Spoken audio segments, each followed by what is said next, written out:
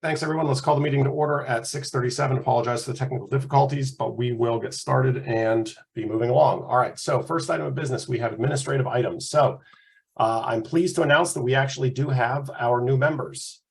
They were appointed by the county executive. And so what I wanted to do is give our new members a chance to introduce themselves to the committee. So I'm just going through the list I see for here on the screen, and I see Drew. So welcome, you are one of our new members. Hey, how you doing? Glad to be here, interested to try this out and see what it's all about. Okay, appreciate it. Thanks for joining us. Tracy.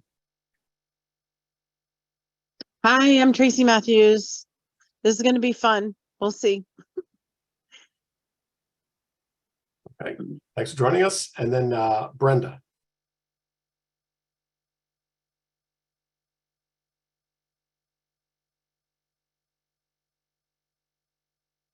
Jason, maybe we can ask people to say a bit more about their background. I will at the end of the meeting, Martin, because we're running a little bit behind. I want to get started in the agenda. So if we have time in at the end of the meeting, then we will. If not, then we'll kick that till August. Okay. But I just want to give everybody a chance to say hi. So so Brenda, we're gonna move on, but yes, we will like to know a little bit more about you, but I want to make sure we get through the agenda to get to all these different items we have to get to. Okay, so first item on the order of business after introduction is to confirm the agenda. Does anybody have any modifications to the agenda that we would like to make? So one question I do have, Sam, is Tracy Albers in attendance? I did not get a message back from her, but since she was on vacation throughout July, I'm not surprised. So I wanted to check if she is here or not. Looking at the attendee list, I don't see a Tracy Albers. There is a 410-900 number. I'm not sure if that's her, but that is a Maryland number. I know she's from Georgia, so that may not be her. I don't think so. Okay, so I would like to make a motion to amend the agenda to strike item number 2. And what we'll do is we'll look to see if we can get her on the agenda for August. Can I get a second? Okay, thanks, Sandy. Any objection to striking number 2? Okay, hearing none, we'll have the agenda modified. Any other modifications to the agenda? All right, can I get a motion to approve the amended agenda? Okay, Abigail, thank you. All right, second, Sandy, thank you. Any objections to approving the modified agenda? All right. Seeing none, the agenda is approved. Okay, next item of business, our May 30 meeting notes. So they were sent out through email. Hopefully everybody had a good chance to read them and then see if they had any modifications. Any modifications to the minutes anyone would like to make? Okay. Seeing nothing, can I get a motion to approve the minutes? Okay, Stuart, thank you. Colette, second, thank you. All right, any objection to approving the minutes? All right, seeing none, the minutes are approved. Okay, first item of business we have up on the docket is a developer presentation regarding the Odenton parking garage. So specifically, our normal presenter who talks about the parking deck isn't here for this meeting. So he did specifically request that we withhold discussion or conversation about the parking deck, just the general discussion, for the next meeting when he's here, because everybody in attendance about the parking deck is specifically focused on this issue. So if you have any discussion points you want to make about the parking deck, let's save those for August. I believe he's going to be here for August meeting. The focus is solely on the modification, which is what they're asking for. So it looks like Dwayne, I'll be turning over to you. Thanks, Jason. My name is Dwayne Ellis. I'm with Walker Consultants, the prime designer for the Odenton Mark Station parking garage. The project is newly constructed 1,000 space parking garage located at 1151 Town Center Boulevard, which is near the existing Mark Station Kiss and Ride Loop. Medco, or Maryland Economic Development Corporation, the developer for the project, as you said, has asked the design team to attend tonight to update the community on the project. Medco will be attending future meetings and continue to provide updates. on the project. Tonight, our presentation will focus on the impact of the parking garage construction on the existing 25-foot wetlands buffer, and we'll field any questions from the committee or the public related to that aspect of the project. Any questions after tonight, please direct them to Mark Wildonger or Jason with the county, and he'll coordinate with us to get an answer. So I'm going to share my screen.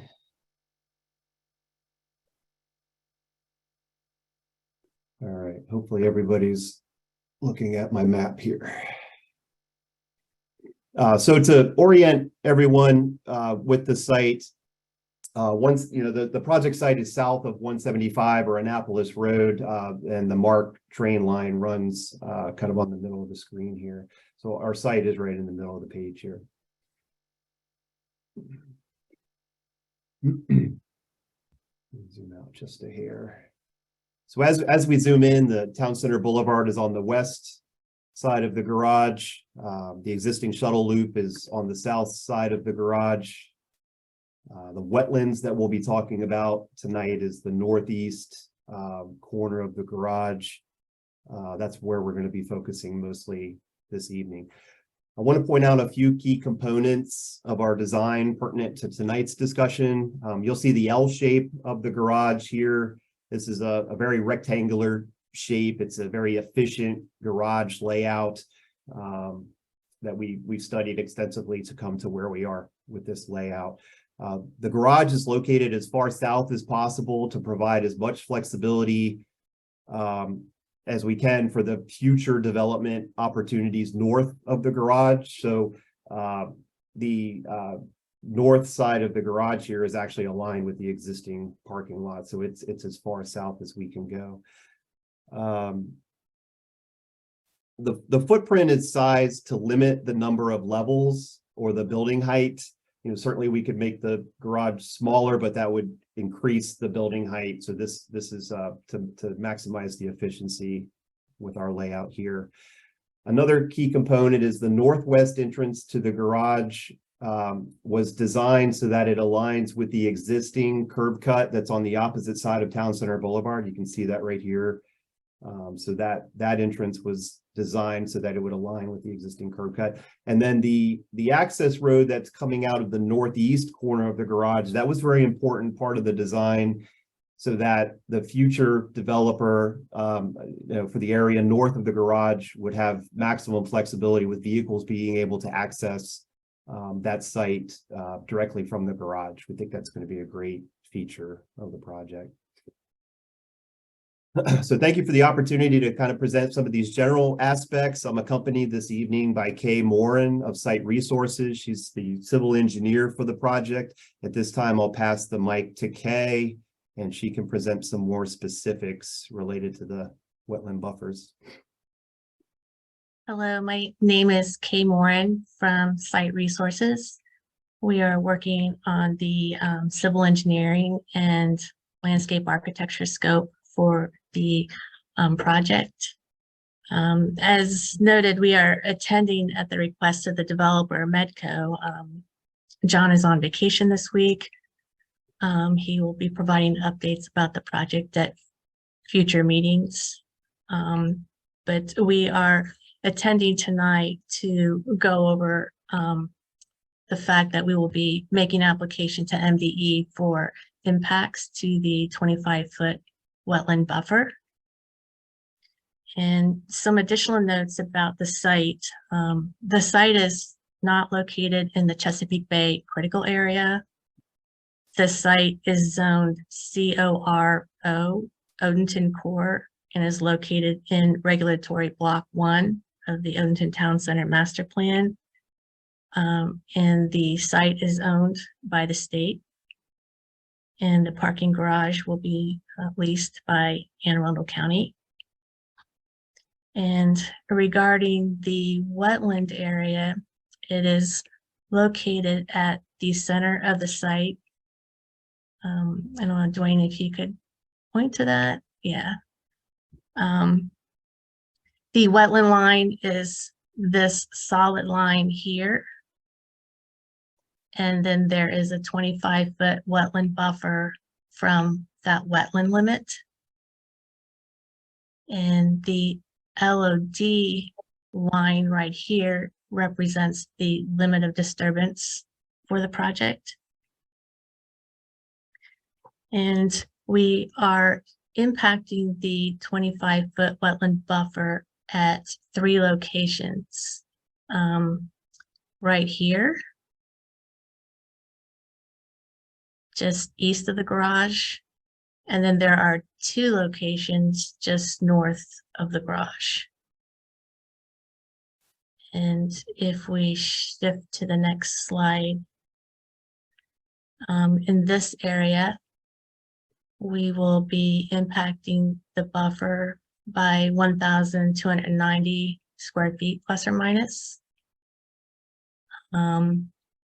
At the lower bottom, we are impacting 330 square feet plus or minus in this area.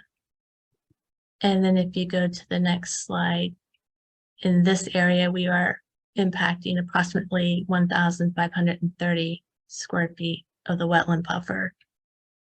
And these impacts are due to accommodate the actual construction by the contractor for the garage. After construction, most of these areas will be able to return to a vegetated state.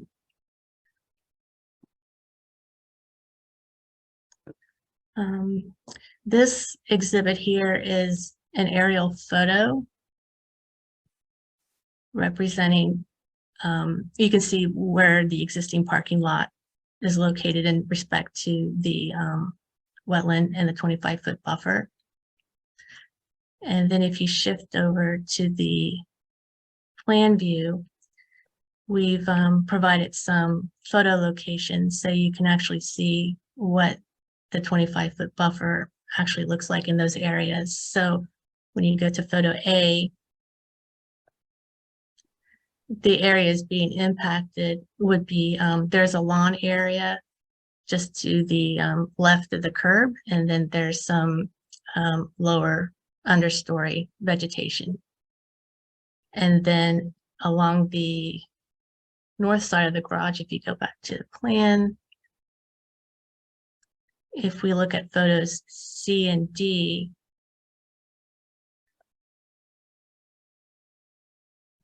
again, we will be in C, we will be actually removing this existing parking bay, and some of the understory vegetation will be impacted here. And then D is another view of that area.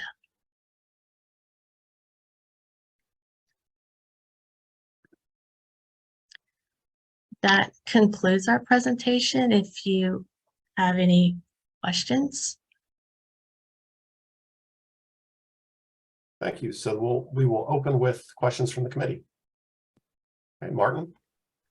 Yeah, you say disturbance area. Can you elaborate what you mean by that? What are you doing to disturb it? It'll be some minimal grading, and then the contractor needs area to actually construct the garage. Does it mean removing trees or vegetation there? And There will be some removal of vegetation, and there are these trees here that may be impacted as well. impacted being removed? Yeah, yes, we will be impacting the critical root zone here, so.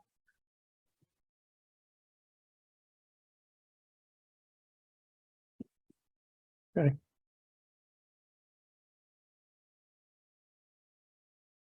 Okay, Stuart? Good evening, everybody. Thanks for the presentation. I'm really not too worried about this. I hope everyone had a chance to drive out there today or in the past few days and take a look at exactly what they're talking about. I did. There's not much impact. The vegetation is mostly overgrowth. And then there's even a question as to whether this is really a wetland area anymore, given the Supreme Court decision. a wetland area must be associated with a larger body of water, which this is not. So none of us are experts about this. And I think it's up to Maryland Department of the Environment to make the decision as to whether the impact on the buffer area has an impact on the wetlands area, and whether or not that impact is a negative impact, and then what they're going to need to do once they finish construction to mitigate that impact. As was mentioned, the vegetation should be put back, and it should be the growth should come back. So given the reward of the garage and the need of it when it's for the community, I'm not sure the impact of the buffer it is as big of a deal as the park might be, on how much of an impact that's going to have on wetlands areas and trees. I'm not sure, and maybe you could clue us in on whether the impact's going to be on any type of specimen tree. I'm not familiar. I didn't see any close by these particular areas that were indicated. So that would really be the only additional question I would have to educate everybody. The large trees with circles are the location of the specimen trees in this area.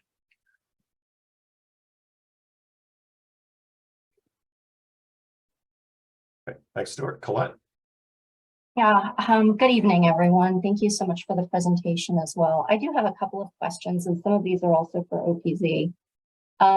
But I'm specifically wondering which areas will be impacted indefinitely, if you could point that out. And then also what you're going to be doing to bring the buffers back to not the original state, obviously, but as good a state as possible. And I'm also curious in terms of what impacts this would have on the project if the waiver doesn't get approved, and whether there are alternatives that would help to at least avoid taking out the specimen trees and having lasting impacts on the buffer zone.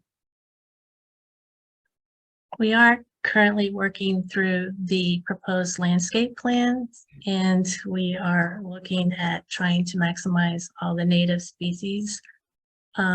Ecoscience Professionals has updated a forest stand delineation for this area.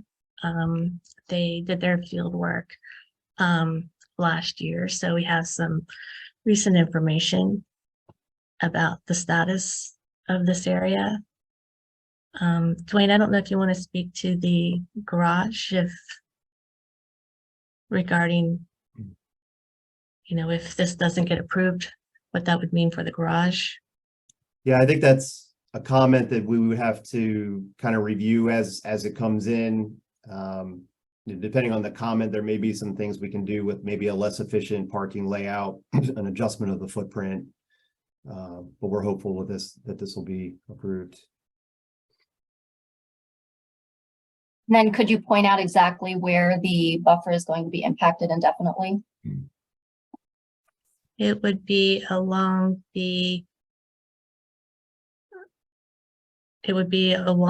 probably within a couple feet of the garage. And then, as I noted before, these 3 specimen trees on the outside may need to be removed due to the fact that we're concerned about 30% of the critical root zone being removed, but we are removing this whole parking bay to the south. Sorry, do you know what condition those trees are in at the moment? They are currently in fair condition. Okay. And then my last question is whether anyone's aware of the current conditions of this wetland. Like how, because I know this is pretty isolated given Yes. its current location, but like what condition is this wetland in? It shows up in the 26.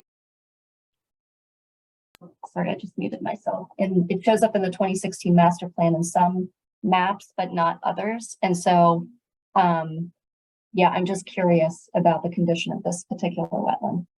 Eco science professionals, they updated the wetland delineation.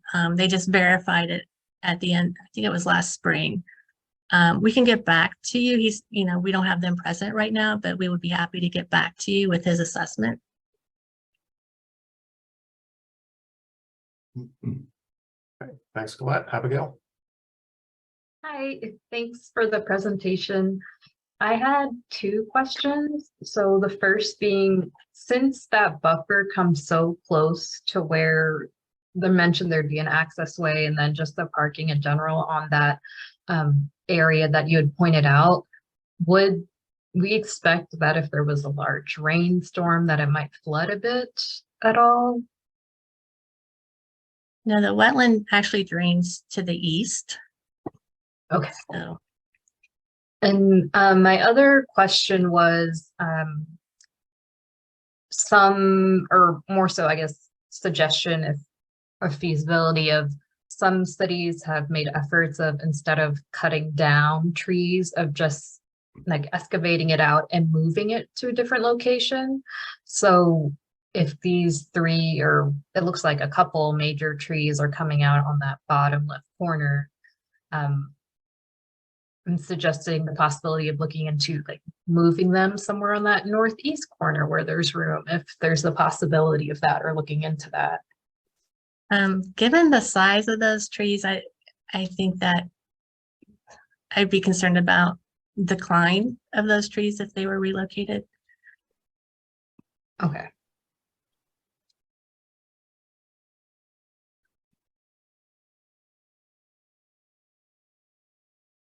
Thanks, Abigail. All right, anyone else have questions? Okay, so I had a couple of questions. So number one, the modification that you're requesting is to what? It is to disturb. No. It is from a legal perspective. What is the modification to? Is it a modification to the county code? Is it a modification to the OTCMP, or is it a modification to a state regulation? It's a modification to a state regulation. Okay. Perfect. Thank you. Okay. All right. And then I noticed Hi, Chair Schweier, it's Christina Pompa from OPZ. The reason this meeting is happening is they need a modification from the county code. It's not about state regulations at this point, and this is a pre-application meeting. They haven't filed anything yet with OPZ. Okay. I just want to clarify that. Okay, perfect. No, thank you. I appreciate the clarification, because that weighs into probably what I'm going to talk about. So that's good. So just one more question I know of is just for my own edification, because I don't understand the line, is on the north, like let's say around 10 o'clock, there's a square bump out. Why is that not a continuous curve? There will be a storm drain outfall at that location. There's presently one there. There's a curb opening there right now. So right. Okay, that's what I know there's a curb opening there. I was trying to figure out if that was going to continue or like what that was. That's okay. That makes sense. Mm-hmm. Thank you. And then for a tree that is in fair condition, can you none of us are arborists, so what does fair condition mean? I'm not an arborist either. I mean, I know that if you go to one of the photographs, back to the photographic exhibit, if you go to, I think there's one, let's see, G. That's a perspective of what the trees in that area look like. There are some dieback of limbs present. Okay. So how I interpret that is that basically you're saying these trees, if disturbed, likely are not going to survive, so you would have to remove them. So that's how I interpret that. Okay, perfectly fine. All right, so this makes sense. So yeah, so for the committee, this serves two purposes. One, that they are coming to the committee to let us know about their modification request, but two, they also have a requirement for a community meeting. So to that end, are there any other questions from the committee? Jason, this is Martin. Just to point out that the trees on the south side of the wetland there, they're going to be on the north side of the wall, which is how many stories is the parking structure? 4. 4. So that's going to block out pretty much the light to those trees, even though they're deciduous, but they probably wouldn't survive if they were kept there anyway. Just because there's not going to be much sunlight going to those trees. Okay. Thanks, Martin. All right, so I don't see any more hands. So, okay, so we will open this part of the discussion for any community questions. And I see there are some questions we have in the chat. So I'll just start there. So what is the plan for the traffic? So for a traffic question, because that's not related to the specific modification request, Christina, if I could request, if you could come back in our August meeting to talk to John, because he has more details about the overall plan for the parking deck. I think he would be better to answer your question. All right, can you share the vicinity map again? So there's just an ask if you could bring the vicinity map back up for everyone to see where this is located and where the wetlands are. Do you have any requirements to send a notification letter about the wetland buffer modification at all, or is the community meeting and that suffice for that notification to the community? Once we submit to MDE, they'll make a determination on, what agencies will need to review this. So. Okay. All right. Thank you. All right. There's a question about rendering of the full garage timeline for construction. So it's an anonymous attendee, so I don't know who actually posted that, but I would recommend if you can come back for our August meeting, because that's where John can bring up a picture of the full garage and talk about the timeline.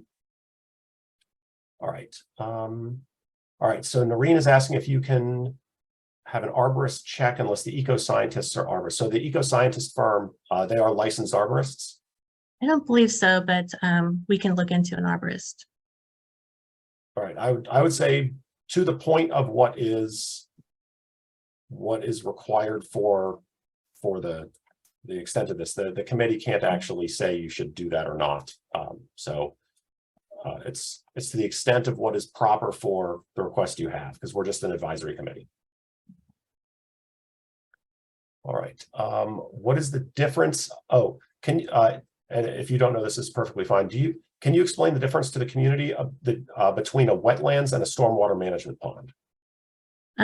That we could probably get into at a future meeting, since that'll be, stormwater management will be discussed at a future meeting. I think it's more of the community just wants to understand there is a stormwater management facility by the train tracks further up. And so Correct. What's the difference in terms of management of that versus management of the wetlands? I believe the stormwater management to the north, the existing facility, is a quality facility, and I have to check to see if there's quantity requirements too. Okay, and so what is the difference between that and this wetlands? This wetland was the previous location of an existing stormwater management facility. And then it was, I think, converted to a quantity structure back in the 90s. That's why I question whether it's a wetland at all. Okay, so typically a wetland is natural and a stormwater management pond is man-made. Now, a man-made pond can appear to be a wetland because of the type of growth that ends up being on there.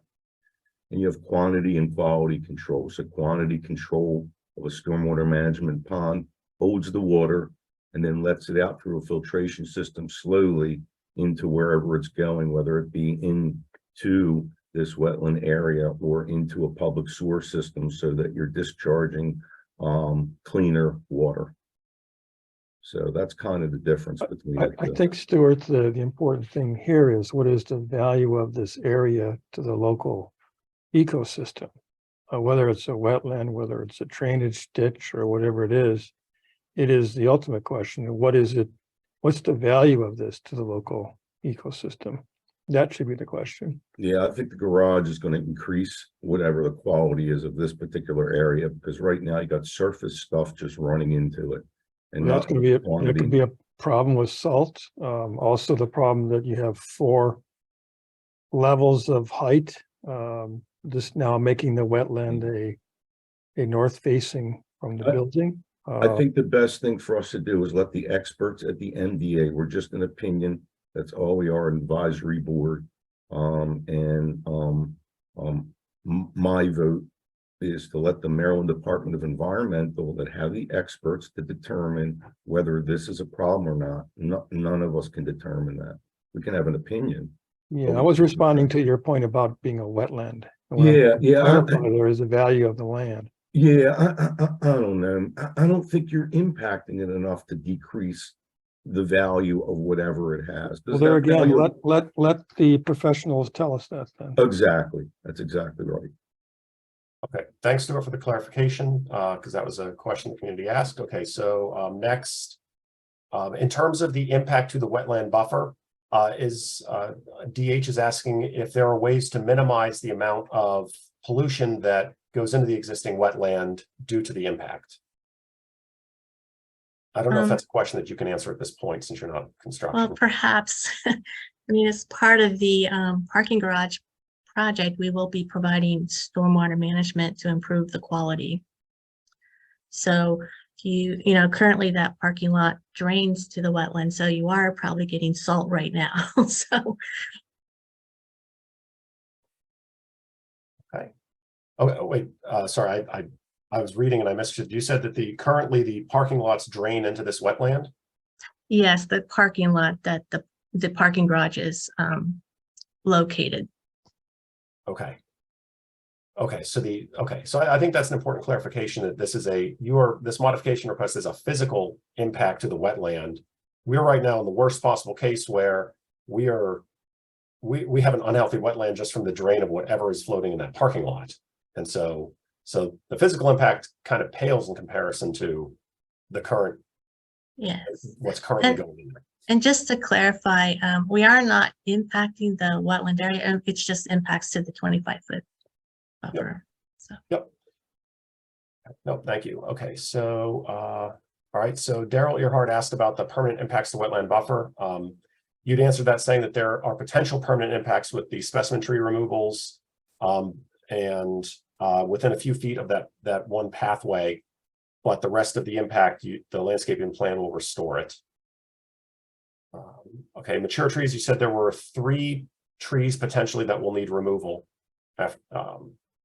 So there's that question answered. And then just a comment, it should be noted, while the Supreme Court decision impacts federal governance of wetlands, the state of Maryland's laws and statutes governing bodies of water still apply. So that's just a comment. So that's what I have in terms of the Q&A right now. I've gone through, and then Noreen says, thank you. It's a good idea to get professional help with tree condition. Mm-hmm. And that is all of the comments I see in our chat. Sam, do we have anyone who I see Noreen has her hand up to ask a question. Yeah. Oh, we should just put it down. Noreen, you good? Let's assume so, unless she posts something different in the chat. Okay. Yep, she's good. Okay. All right. Any other comments or items from our public attendees? If so, you can raise your hand or post in the chat. I'm looking at it right now.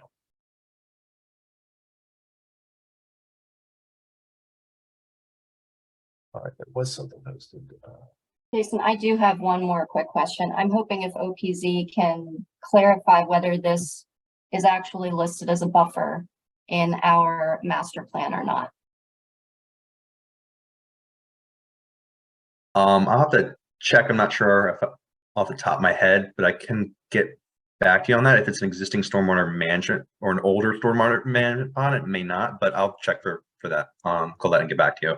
Okay, because I didn't see it listed under the special protection areas, under the environmental protection requirements section. But it's listed in some of the images, but not others. So I just wanted to clarify that. I think that would be important.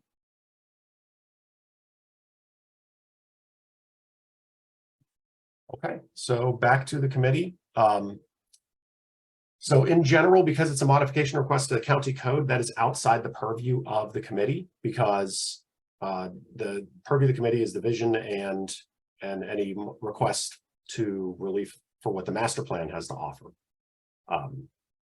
So that's just how the committee has typically handled requests that are solely to the county code. And so I guess the question I have for the committee is, I believe there's a request from the county that we do submit a letter with response to this modification request. And so the question B is for the content of what that letter should pertain to.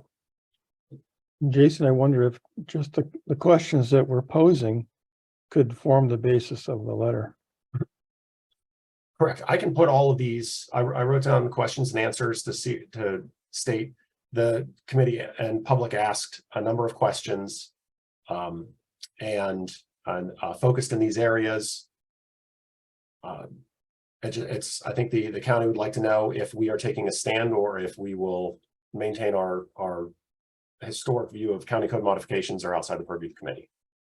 You know, there was somebody just posted, Jason, something that they're anonymous, and I can't agree with them more. I want everybody to know that this October is 20 years since the first group was given the unsolicited RFP by the county and state to build a garage. It's 20 years, and it was planned before that. And it's stuff like this that gets in the way of progress. And I know we're trying to protect stuff, but let's be realistic here about what you're trying to protect. And it's just an opinion, but I'm so glad that that person posted that, that anonymous thing. Let's just get the garage built, because that's exactly right. That's exactly right. And the same thing's going to happen with the park. It'll be 10 years before that park's built. Thank you. Okay, Colette? Yeah, I agree with Martin on putting the questions in the letter if we need to make a decision on it tonight, because I feel like there were a lot of questions that we did not get answered. And so I think I'm personally not ready to take an opinion on this, since it sounds like OPZ and the developer have things they want to come back to us with. Christina? Hi, thank you. Because this is doubling as both a presentation to the Odenton Town Center Advisory Committee and it is a community meeting, the applicant is actually required through the community meeting process to answer all of the questions that have been raised tonight in their meeting minutes. So I don't know that it's necessary for the committee to repeat all of the questions in any letter that they might formulate. The other thing is, as a community meeting, they have to leave the record open for 14 days for any additional questions that come in. People will be able to view this video and then ask questions, which must be addressed in the meeting minutes. You're saying it's already going to be handled through the development process, that these questions are going to be written down in public record and that they will need to respond to them in some way. Yes. Okay. And if they don't, they're going to have to redo their meeting. Okay. And they're responding to the county, correct? No, they're responding to these questions from the public. So Understood. one of the to who? I mean, where does that go? All right. So one of the things that's really unique about Anne Arundel County is we don't have a planning commission that reviews major development projects. Everything is approved administratively in this county through the planning and zoning officer. And that is because of the way our charter is structured. So generally in the counties that have a planning commission, that is an opportunity for the public to participate. So in this county, the public gets to participate through the community meeting structure. And during COVID, when we had to take community meetings into an electronic format, we revamped the whole community meeting framework, and now applicants can apply online. We manage certain amounts of data. We put data back out to the public. Like this video will actually go up on the county website and people can go access it. And then the developer is required to go back and answer all the questions. So there's a process. And then people can come back and review the meeting minutes. Like if, let's say somebody moves to the county or they miss the meeting and they miss the opportunity to comment, they can go back into the community meeting information and find it. And that's one of the main ways we allow community members to participate in the process in this county, because we do not have a planning commission that reviews major projects. So thank you for that. So now when the developer answers these questions, where does the public find them to get the answers to those questions? That's, I guess, Okay, I'm sorry. that was my question, but I appreciate me- the explanation. So is it posted? Is it something that's just in the public record and they would have to access it? I mean, that's what I'm trying to find out. So we Yeah, have. I'm getting a website up here. So the best thing, if I can drop something, I guess I need to drop this into the question and answer. Maybe I can't as a panelist. Try the chat, Christina. Sam, drop it in the chat. Okay. Where you should be able to type message, copy and paste as a panelist, and that should provide the website. Yeah, it only goes to hosts and panelists though. Oh, hang on. Let me make it to everyone. So you can pop into this website. You'll see that we have a community meeting calendar. We have right at the top in the black bars, past meetings available for comment, past meetings closed for comments. And you can go in there and find information for the community meetings. And, you know, community activists, they monitor the site. They, you know, they probably stop in weekly and see what's new and what they might want to go to. This was totally revamped during COVID, and I think that it's working pretty well. Okay, so again, I apologize for repeating myself again, but I'm still not sure if that gives the answer to the people that ask questions tonight that the developer is required to answer as part of the community meeting. So when he answers those questions, the people that posed them, where could they go to find those answers?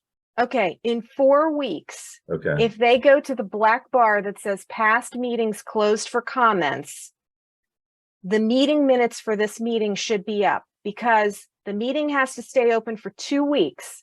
Then the developer has 2 weeks to respond and submit their meeting minutes back to us. And then our staff puts it up on the website.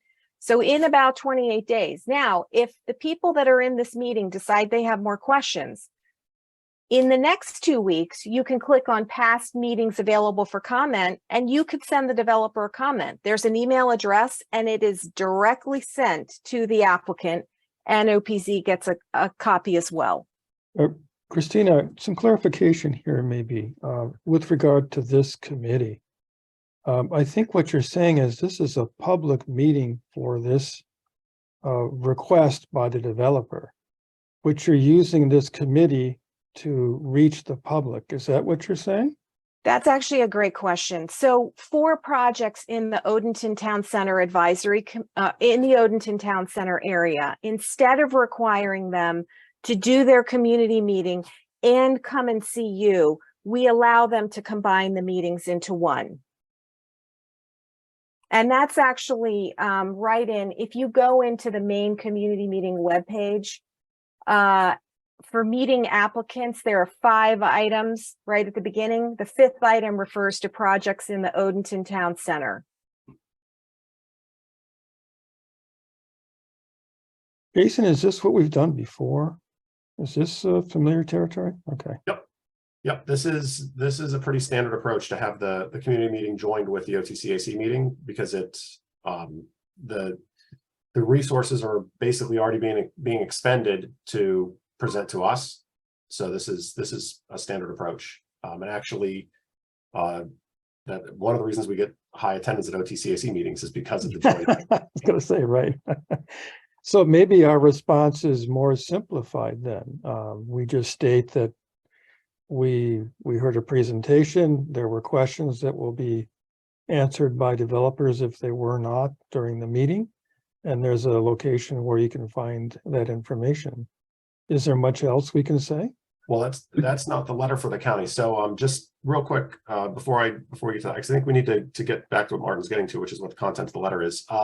Lynn Rockenbach had some questions, Christina, about the timeline. Just can you go over this timeline again? So how much time does the public have to be able to provide comment and questions and feedback on this presentation after today? For every community meeting, the community meeting public comment period is open for 14 days immediately after the meeting takes place. And then it closes. And in the next 14 days, the developer must address all the comments that came in during the meeting and during the open public comment period. So around 28 to 30 days, OPZ will have a set of meeting minutes, and then they will get posted on our website under past meetings closed for comments. Thank you. So the public, after we close today's meeting, they have 14 days to ask more questions. Correct. Okay, so just to be clear then, definitely for the public, do not wait for OTCAC meeting minutes to be published, because your comment period will have ended. The comment period will be over by the time we have our next meeting, because that's in 4 weeks. For So- the community meeting portion, correct. Yes. Okay, thank you. Okay, so getting back to the content of the letter. The committee has basically 2 choices. It's either we state our opinion on the modification request, or because this is a county code modification, we decline to take a stance, but note the conversations that had occurred as just a supplement to what the developer has to provide, or we don't do that and just simply say as it's a county code modification, we decline to take a stance. So it's up to what the committee would like this content of the letter to be. Does anybody have any thoughts? I think we should indicate, Jason, what we discussed at the meeting, whether it's within the county minutes or wherever the OPZ minutes.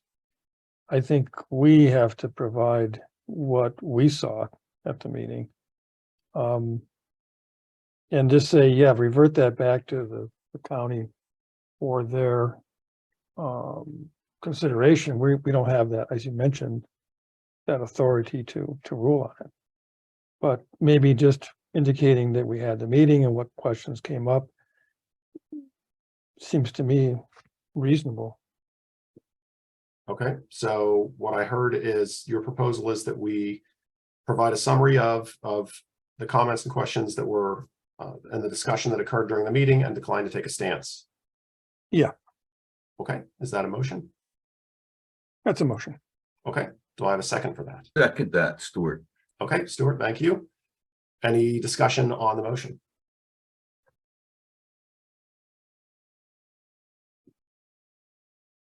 Okay, so to summarize, the letter will contain a summary of the discussion that we had and different points that were raised. And then the committee will take no stance on the question of modification due to it being a county code modification and not a request for a modification to the OTCMP.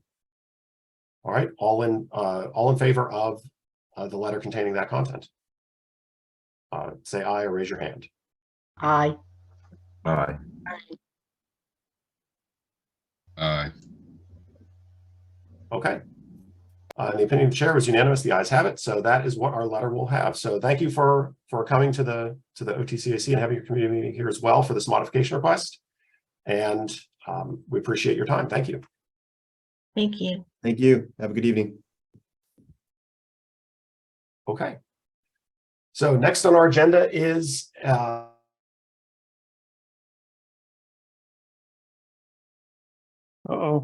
Oh no. we lost Jason. What happened? Do you think this has anything to do with his job? Just put it out there. Let's give him a moment to see if he pops back on. Does he know? It seems like he lost his connection. I thought I had maybe frozen and I was in trouble, but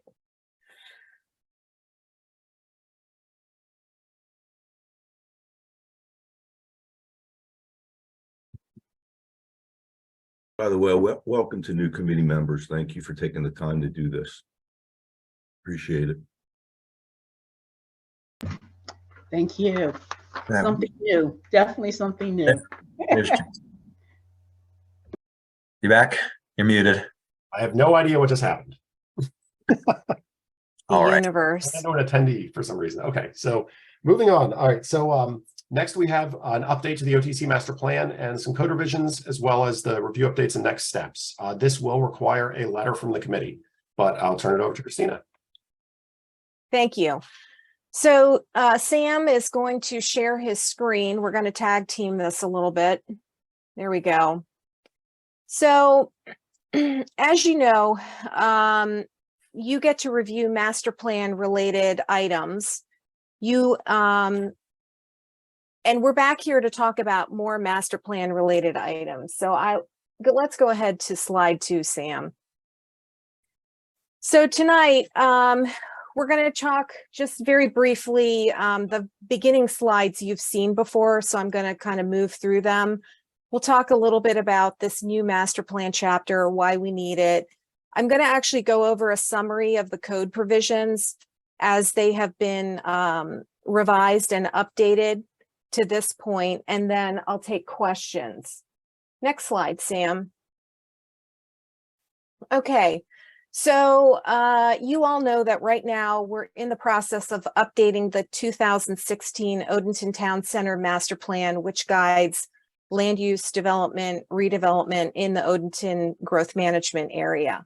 We're also in the process of establishing the county code requirements that would implement the vision for development projects in the Odenton Town Center. Next slide, Sam, slide 4. All right, so we're still in phase 4. We did come and visit you in March, the end of March this year, to talk about the plan and the updates. And we're still kind of in that same spot right now. I've got a couple slides in here about the public process, but I'll just quickly go to the second slide. So we're coming back to you right now. You know, we had visited you at the end of March. We're going to also go back to the Planning Advisory Board. All right, next slide, Sam, and then on to the following one. Okay, yeah, so those are the highlighted dates that I just mentioned. Next slide. Yes, the new chapter. Next slide. All right, so the 2016 master plan contains development standards and design requirements in 2 chapters covering about 100 pages of text.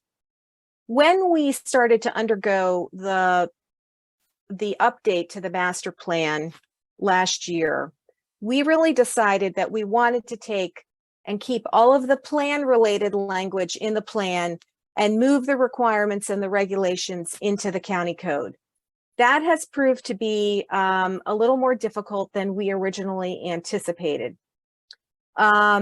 As part of this update, there is code language that's either being added or changed in Article 17 of the county code, which is subdivision and development, the zoning code in Article 18, Article 3 related to boards, commissions, and similar bodies, Article 4 relating to finance, taxation, and budget, and Article 13, public works utilities.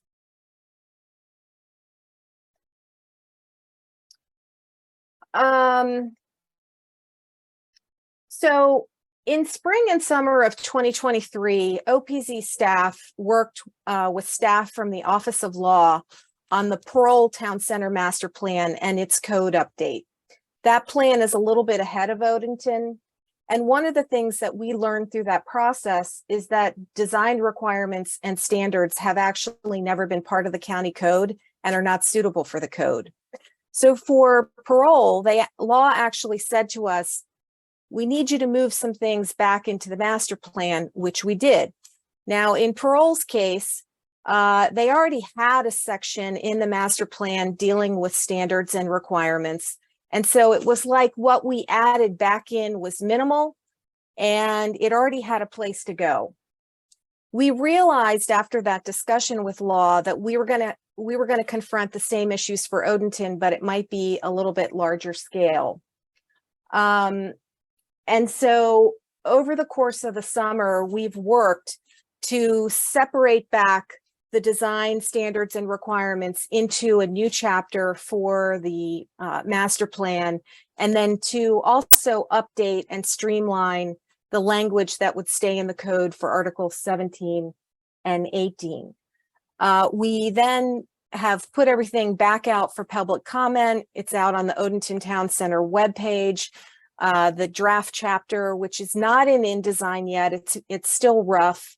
And then also the Article 17 and 18. All right, next slide, Sam. Oh, you're already there. All right, so actually go back to the new chapter for the master plan, please. All right, so what's going to go from the draft code that we released in the spring of last year? What's going to go from that draft back into the master plan? 4 major things. One is urban design requirements. Another is architectural requirements, landscaping requirements that either supersede or supplement the language in the landscaping manual, and then the historic preservation design requirements. Next slide. So the major goal as I started to tackle the code revision was to really try and simplify, streamline, and remove redundancy. And honestly, I had a meeting with law today at 3 o'clock, and they're still telling me there's redundancy in the provisions and we still need to keep cleaning. So the work just continues because it's very iterative when you're preparing code language. So what is moving back into the master plan? First of all, as far as the urban design requirements, the identification of landmark locations and corresponding design requirements are moving back. The identification of active frontage edges and corresponding design requirements are moving back. You may recall that in the 2016 master plan, there were also semi-active frontage edges, which is very hard to say. We've actually eliminated those in the process of simplifying, so they are not moving back. And then also building orientation, design requirements, and architectural standards related to facades, entryways, and roof lines. They are moving back. Next slide, Sam. So for landscaping, the landscaping manual still applies. However, you know that Anne Arundel County is very much a suburban county, and the Odenton Town Center is envisioned as a denser town center area. So some of the things that we've done by putting landscape information back into the master plan is that we've identified specific standards in the landscaping manual that do not apply to Odenton. We have also identified what requirements in the master plan are supplemental and what requirements actually supersede the requirements in the landscape manual. Why would you want to do that? Well, if there is something that is very suburban oriented in the landscape manual, we've actually created a different standard that's more appropriate in an urban form. Some of the landscape requirements came from the 2016 master plan, and others from the landscape manual have been tailored for the town center. Okay, next slide. So we also have a lot of language that came out of the 2016 master plan related to historic preservation design requirements. And most of that has to go back into the master plan, but we've tried to streamline it from that which was in the master plan in 2016.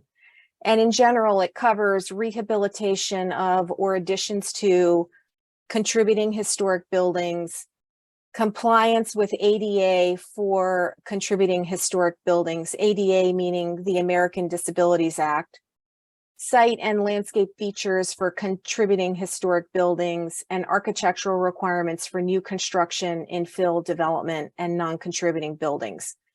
Most of all this language was in the 2016 master plan. Last year, we moved it into the proposed code. It went out for public review, and now we're moving it back into the master plan. I know that seems crazy, but that's how it's going. All right, so let's talk just briefly about the highlights for the Odenton Town Center code provisions. Sam, you can go to the next slide, which is my chapter break. All right. So how the draft code has been revised, let's talk about Article 17, which is subdivision and development. So number one, active development plans or permits that are filed before the effective date of the code can either use the 2016 master plan requirements or elect in writing to use the new provisions. That gives applicants the best of both worlds. They can either be grandfathered under the old plan language if they want, or if they find that the new requirements suit them better, they have the ability to ask to be regulated under the new ordinance language. We had some redevelopment related and frontage related items in the draft code, and most of that is being addressed through separate legislation that's being handled from our zoning division that will, I would say, be going to council sometime during the course of this year. The adequate public facilities language has been streamlined to eliminate redundancy with the countywide APF code language. Only language specific to the Odenton Town Center for APF remains in this section of code. And the applicability language has been updated for pre-existing development to go back to language related to existing floor area. That language in 2022, the proposed language only allowed for additions up to 1,000 square feet to be exempt from complying with these code provisions. Now the language is more in keeping with what was in the 2016 master plan. It allows projects to exempt from the OTC code requirements for projects that renovate or redevelop existing sites and increase developed floor area by less than 50% of that which existed as of 2016. So we had public comments about that. We said, okay, we will agree with you and change that back. And then in the 2016 master plan, there were road sections for different roads in the Odenton Town Center that were contained in the master plan. Those are going to go to the DPW design manual. Next slide. So there are also specific provisions in the draft code related to transportation, site access and circulation, on-site pedestrian systems, trail connections and construction, green areas, public and private activity space, community amenities. There's historic preservation code language, which ties back to the language that is going back to the master plan. And then there's just one section related to redevelopment sites, which was, there were public comments that asked for that to be moved back, and we have done that. For the incentive program, basically it allows for additional development capacity or other relief.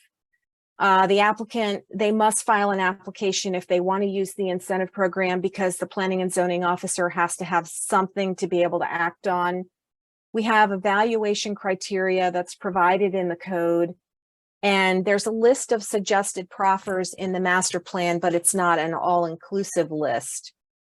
And the planning and zoning officer may grant the application after considering the criteria and based on the public benefit. At least in parole, there was equitable relationship language that was in the incentive program. And I'm going to be honest, I didn't check to see if that was in Odenton, but we have eliminated any reference to equitable relationship for parole or Odenton because that's a very tough standard to meet. And then there is language about the Odenton Town Center Advisory Committee in draft section 17.7.8.15, which will most likely move into Article 3, which addresses boards, commissions, and similar bodies. It identifies that members of the OTCAC must be appointed by the county executive, that there will be 9 voting members, terms will be up to 3 years, and you can serve no more than 3 terms. And the composition of the committee, it calls for balanced representation. The chair will be appointed by the county executive to serve a 2-year term. Members can be removed if they miss more than 25% of the meetings in the year, and ex officio members can be appointed. So that's what we have right now in Article 17. So let's move to draft zoning and Article 18. So right now in the 2016 master plan, there are 6 sub areas and 17 regulatory blocks that are referenced. We are proposing to simplify that into 8 zoning districts. I think one of the big differences between the sub area, there were 6 sub areas in the 2016 master plan, and the proposal is to break the core into a west core and an east core, and also to break the historic sub area into 2 pieces, historic village mix and historic. So one piece of zoning is the mapping. The second piece of zoning are the regulations that go in the code. They work together as your law. And for Article 18, Sam, we can move to the next slide. This is where we identify uses, setbacks, bulk standards for zoning districts. So the use table that we put out a year ago is largely unchanged. Most of the bulk regulations are the same as last year, except that the minimum to maximum setback from Maryland 32 is between 35 and 45 feet, which is a reduction from what presently exists in Article 17. We've added some noise mitigation requirements for projects adjacent to Maryland 32. That's basically to bring indoor and outdoor noise requirements to certain levels. And we have tailored some of the conditional uses have been tailored for the town center, and they include housing for the elderly of moderate means, workforce housing, assisted living facilities, bed and breakfast. Basically, the old requirement for bed and breakfast in the historic district was you could have no more than 3 rooms. For guests, we're proposing 5 rooms in the Odenton Town Center. There have been some changes to the business complex and to nursing homes. And then on the mix of uses, there were certainly a lot of comments about the mix of uses. This was a provision that applies to properties greater than 5 acres in size. We had percentages where depending on what you were doing, you had to provide different percentages of different uses. Personally, I've been doing this kind of work for almost 30 years, and I think that that's a really hard thing to require in a code because the market constantly changes. And if you mandate it in code, and the market doesn't support it, you may not get development for a long time. So what we've done is we've significantly simplified the mix of uses to simply be a mix of uses without any percentages. Thank you. And You're welcome, Mr. Title. So that is another big change that I hope is going to be well received. Sam, we can go to the next slide. In general, for the parking standards in Article 18, we're using the regular parking standards in the parking title, and then we identify that where conflicts exist, the requirements contained in 18.9.106 will prevail, so that what we say in Odenton is what will prevail. There are Odenton Town Center specific requirements for adequacy of parking and shared parking.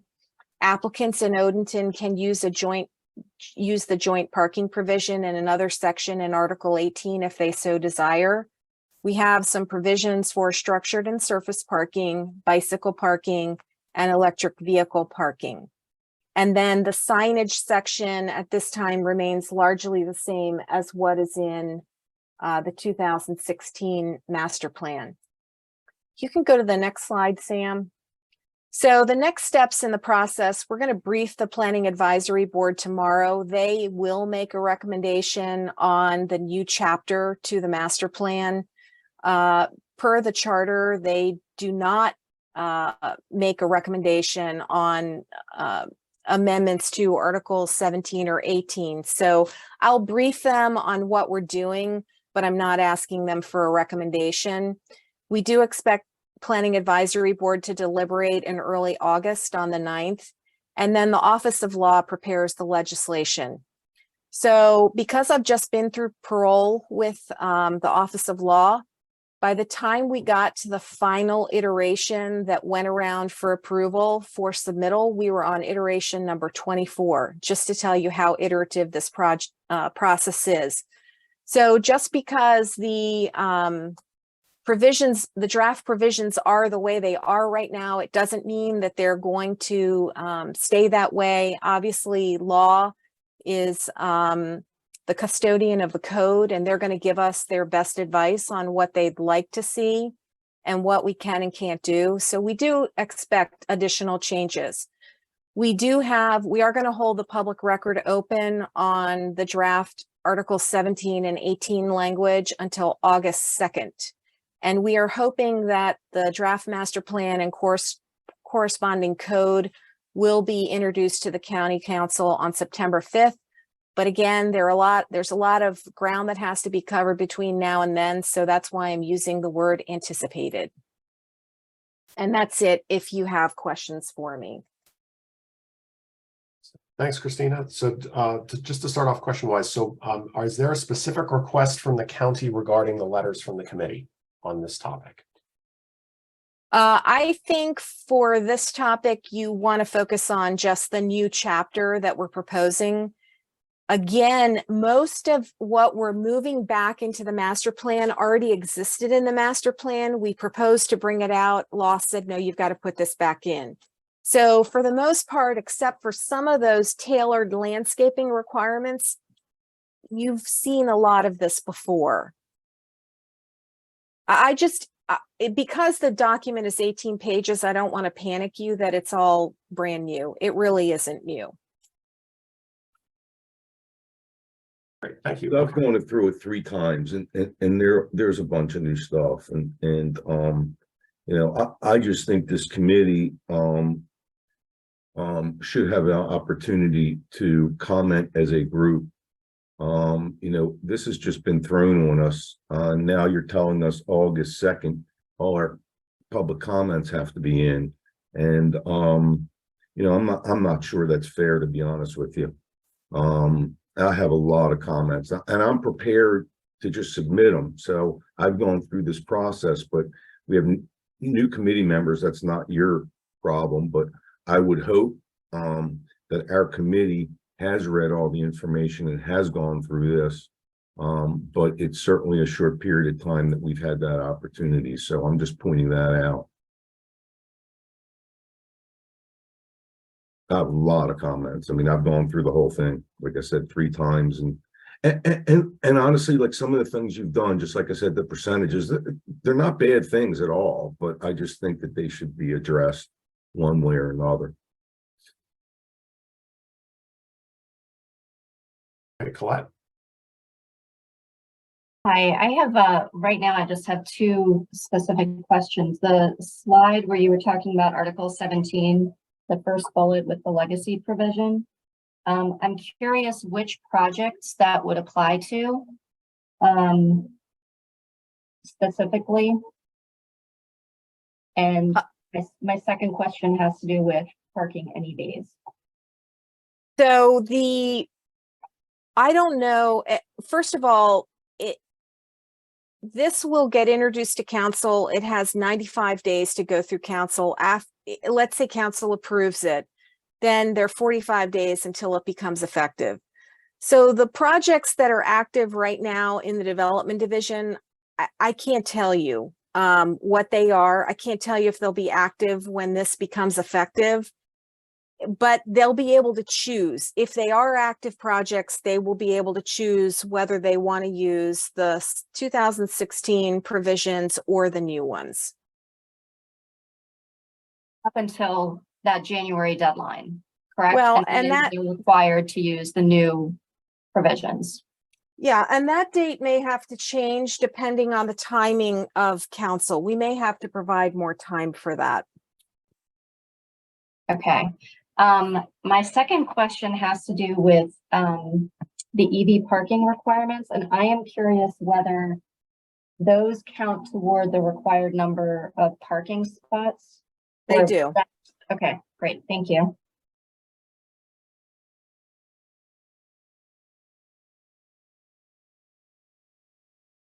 Okay, any other questions or comments from the committee? Or Christina?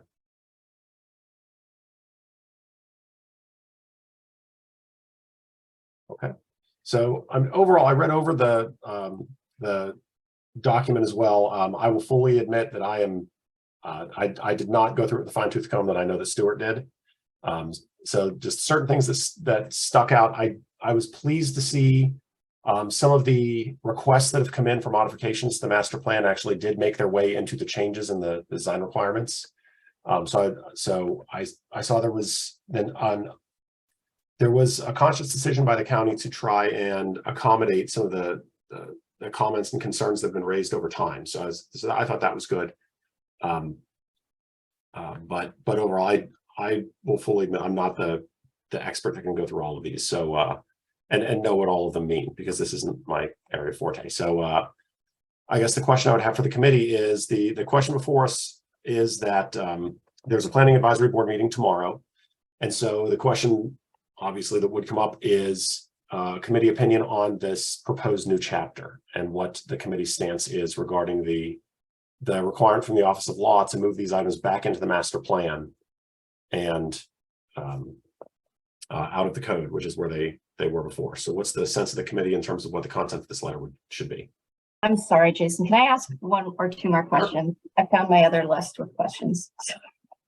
I am actually wondering if there's going to be a pattern book or something that visually explains some of these pieces as they're being added into the new master plan. Because the new master plan has lots of pictures and charts and everything. And I'm wondering if there's going to be a pattern book for some of these additional pieces that are being included. We're not proposing a pattern book. And there wasn't a pattern book for the 2016 master plan. Right. So it's just going to be the text then that's going into the master plan as a separate chapter? I mean, it's going to be laid out in InDesign. There are some graphics and maps we're going to have to put back in. Some of that is still being determined right now. Like, for instance, some of the historic district information is probably going to have to go back in the master plan as a map. And Jason, a quick question for me. Christina, this is all being driven by legal, saying these things have to go back into the master plan. From a legal standpoint, what is the distinction they're drawing? Why? I don't quite understand, I think, listening to you now, what the legal implications are, whether it's within the plan or in the code. Generally, design requirements and standards, they're more narrative. They can be more descriptive, and they do not follow the cadence of our code, which is, I would say, and I've worked for 4 Maryland counties, and I've worked in other Maryland counties as a private consultant. And there are other codes in the state of Maryland that have more design requirements in them. It's just that ours doesn't, and there isn't a precedent for it. And law does not want to add them. And that, I don't feel as a staff person in the Office of Planning and Zoning that I can win that battle, because again, the Office of Law is really the custodian of our code. Is it just because it's a precedent that's done a certain way, and that's the way law would like to see it to be consistent, or is there some other downside? That It has to do with consistency and what is suitable for the code. Okay. Hey, Martin, I think it's a good question. I think code is the way it needs to be. Okay. And the other stuff is the way you want it to be.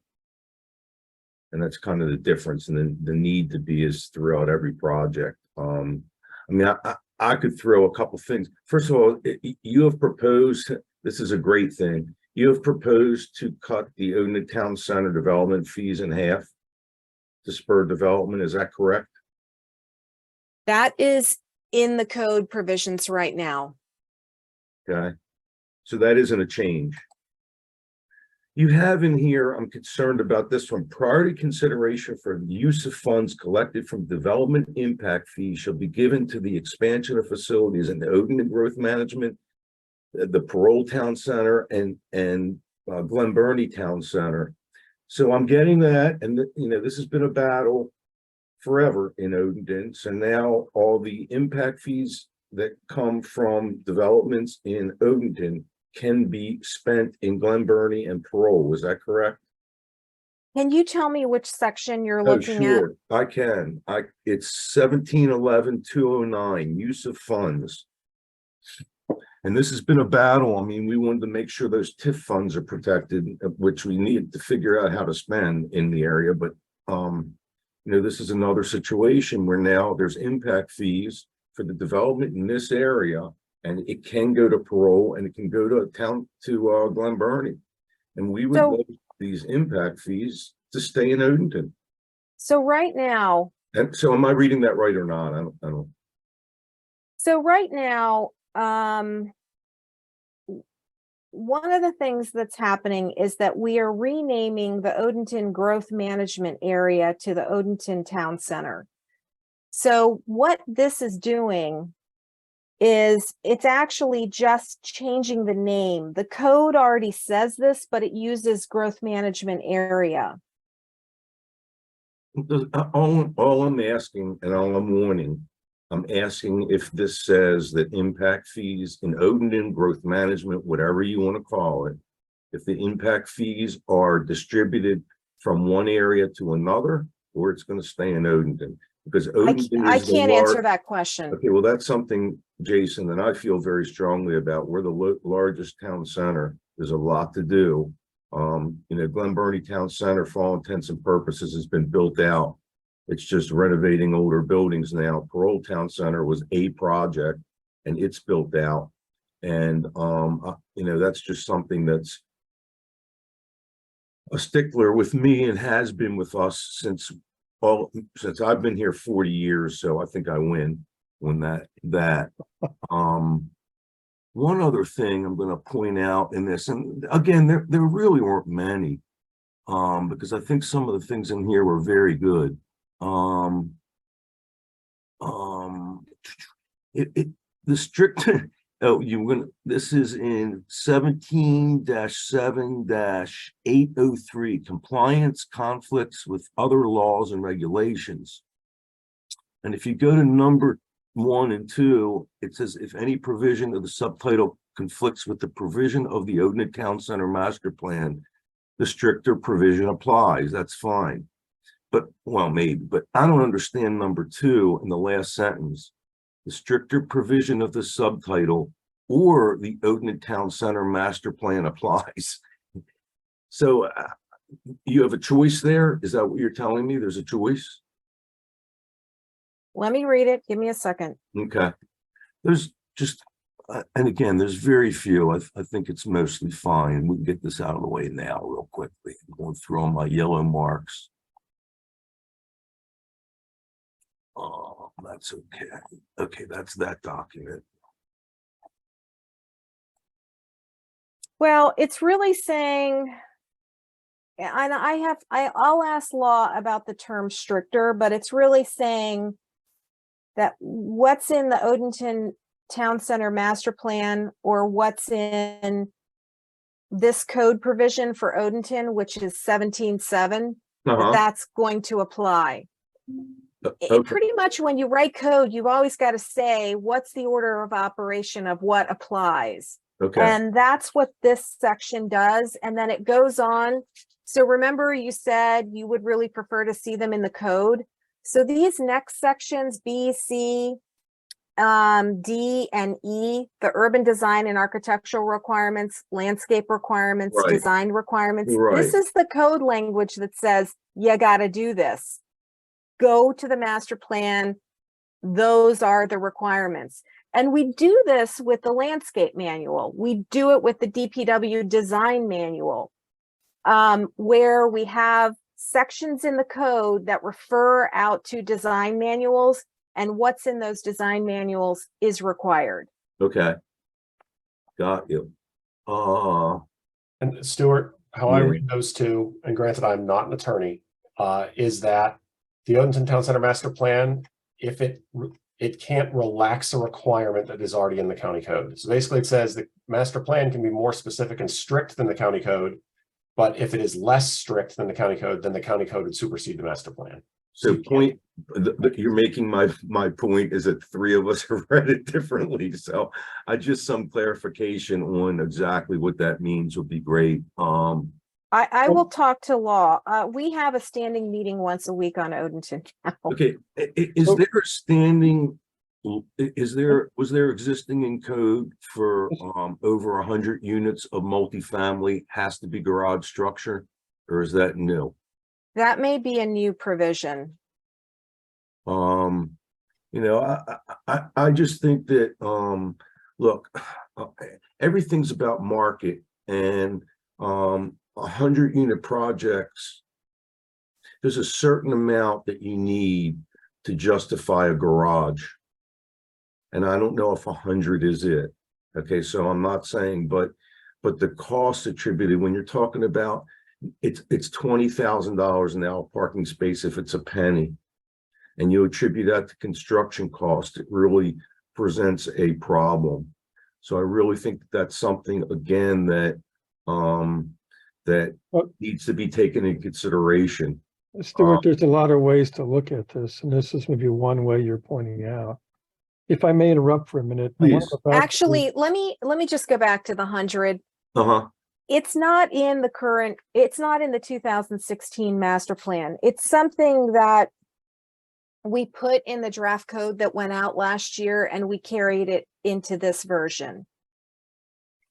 But I mean, if I would say, and you know, Mr. Title, I know you're in the business, so you may want to participate in making comments with the advisory committee, but you also have the right to submit separate comments. Yeah. No, I appreciate, Martin, just give me 1 second. We'll get back. You know, I appreciate that. And yeah, it's something that, and I know the intent, we don't want sprawl and everything. But go ahead, Martin. Yeah, I just wanted to clarify, Jason, something you said about the code versus the plan.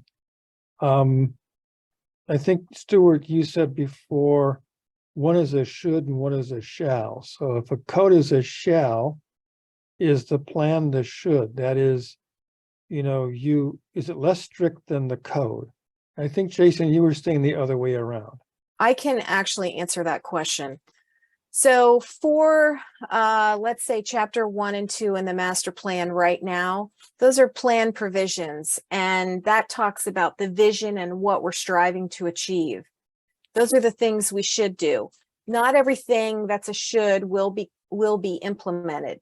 However, this code language, and Mr. Title brought up the section where it talks about compliance and conflicts with other laws and regulations, and we talked about the language that's in this draft title 17. It basically says that you must use this specific language out of the master plan, and it has the force of law, even though it's in the master plan. And again, that's because of how our code is structured and the cadence of our code, not to have the design requirements in the code, but back in the master plan. But there's code language that says you have to do it. So maybe it's both. Maybe there are sections in the code that refer to the plan. You say they must follow the plan. And there's larger view statements within the plan that maybe don't have code with it per se. Martin? Correct. Now, the development requirements is proposed to be an individual chapter. So it's very much standalone in the master plan, one place to go to get the requirements. Yeah. Okay. Great. Thank you. Right. So actually, that's actually a really good point, Christina, that I want to clarify. So the one of the comments I know that we received back through the feedback process was the previous master plan. It wasn't exactly clear where all of the requirements were a shall versus a should. And so what you're saying, this new proposal is, and the code is going to point specifically to those exact sections in the plan that are the shall statements. Correct. And if everything that is not specifically pointed to in these sections are all should statements. So we basically do have that separated now still with this proposal. Is that correct? I would say that it is, yes. So with law moving some of the material from the code to the plan, are they making reference to that material in the plan or just Yes. keeping it out? Okay. Okay. It's in the code. There's code provision in Article 17 that ties to language that's now going back to the master plan. So Okay. it's very tight. I just was concerned that we were moving things out of code into the plan that may have less rigor. I understand, and I should have made that more clear. I apologize. Okay. One of the things that's a little confusing, I know there's a situation that happened with signage, and I think there's a little bit confusion on facade signage versus signage that is on the side of a door or at walking level. And there was a situation in the town center where the Village of Odenton station was, and they were giving the new tenant there, the county, a hard time about matching the existing sign, saying the sign they want to put up, which matches all the other signs, isn't the code. So I really it would be very, very helpful to take a look at that. And for some reason, I didn't highlight it, and I'm trying to find which document it was in. It should be it's in Master- 18.9.107 is signage. It starts at the very bottom of page 16. 16, okay. So Stuart, are you talking about size, height of signs, or? I'm not talking about that at all. I'm talking about how much the sign sticks out. So let's say you have a channel back box sign and you have letters on a box, and the box gets put on the building so that each of the letters doesn't damage the building. And the box might be, I don't know, 4 inches thick, but they were arguing that it needed to be no more than a ½ an inch, and it can't protrude out from the building. I mean, it became ridiculous, and it wasn't even a client of mine, but they reached out to me. And the way I read it and the way it's currently written was 100% clear to me. And I'm not sure it's clear on how it is written here, whether there was a change or not, but it's certainly not very clear to me. And it's a ridiculous thing that somebody has to argue that they can't match an existing sign that's been approved by the county. I mean, come on now. And, and that's on a project, and You know, so there needs to be some flexibility with the sign. It's size, get it. We want everything to be somewhat in, you know, in an order that matches the building or the frontage, et cetera. Don't have any problem with that. I get that. But I think the distinction between a wall-mounted sign and a sign on the facade above a store isn't clear enough that it was a big problem. And I'll tell Okay. you, it was the vet. I found it. So it's page 17 and it talks. Page 17 starts with A, B, C, D is facade signs, and then number 1, wall signs. Wall signs shall be mounted flush to the building face. Correct. Maybe is the flush the problem? It might be correct because they were calling the facade sign above the building a wall sign. And clearly it's beyond me that really couldn't have been rectified. I mean, why these simple little things? 6 months, 8 months, I'm not sure what was concluded on it, but to go through on a simple thing and we wonder why things aren't being built in Odenton Town Center. Here's somebody, empty space, it's been empty since it was built. They want to put it in there for the community and they're held up on a sign issue that to me is very clear. So I'm just bringing it up. It's just one of the things that just come out of my mind. Like I said, now that I'm going through this, I don't have many yellow spots. Some of the use chart, I mean, which we've gone through many times. I think there's some other uses that really should be adjusted, but. So Stuart, Yes. I wonder, I mean, are we going to go through any more of your? No, I'm done. I'm done, Martin. It's just getting late, man. Yeah, you know what? I didn't want to have to go over this whole thing, and I really don't. And for the most part, those are the 3 or 4 things. It really wasn't bad. I don't think that the county was trying to do anything. And it is clear to me that there weren't a lot of things, but those are the things after going over it with a fine-tooth comb jumped out at me. I will submit the rest of them in writing to the Planning Advisory Board and send them to Jason as well as Christina. You don't have to just send them directly. Hang on, let me get on the website here. That'll be great. I have a lot of things open. Give me a minute here. That's okay. Okay. Went away, but I'll get it done.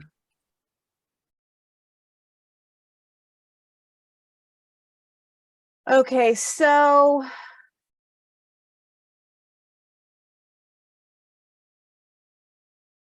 for the town center,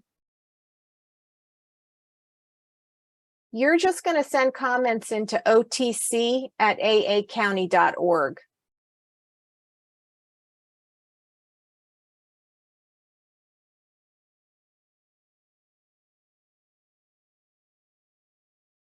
Very simple. I like that.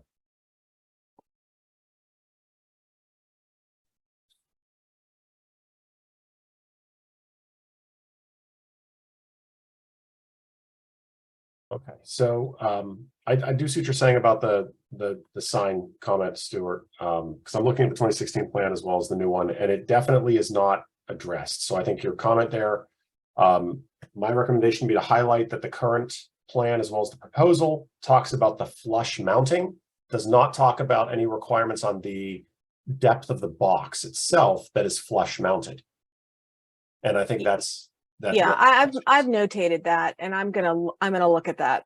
But other comments, Mr. Title, please get them into us. You're muted.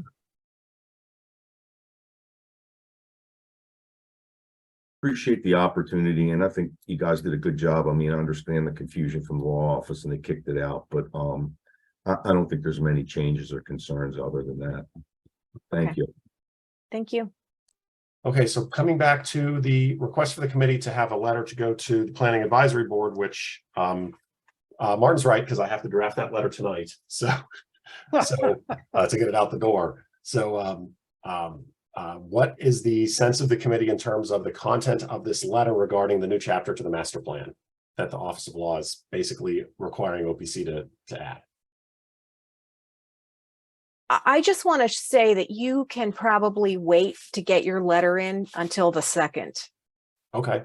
You do not have to stay up late tonight drafting a letter. They're going to deliberate on the 9th. They're not even going to open the record until tomorrow.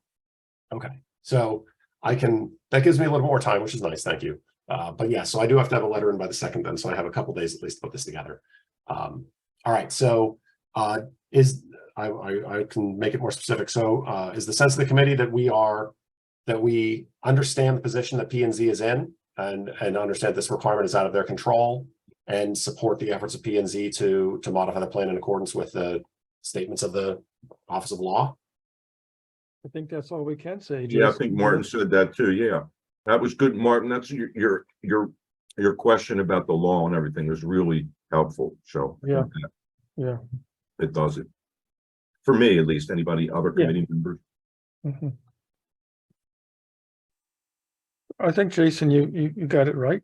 I think that's pretty much all we can do here. Okay. Simple letter.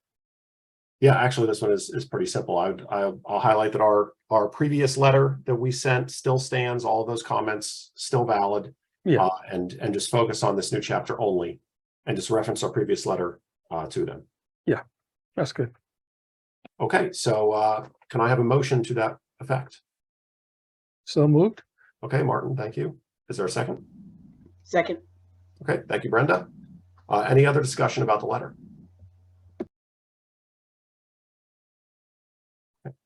Seeing none, all in favor of the letter stating that that the committee understands the position P&Z is in and supports the stance that of what P&Z is doing with the master plan by adding this chapter due to the requirements of the Office of Law based upon consistency with the current code.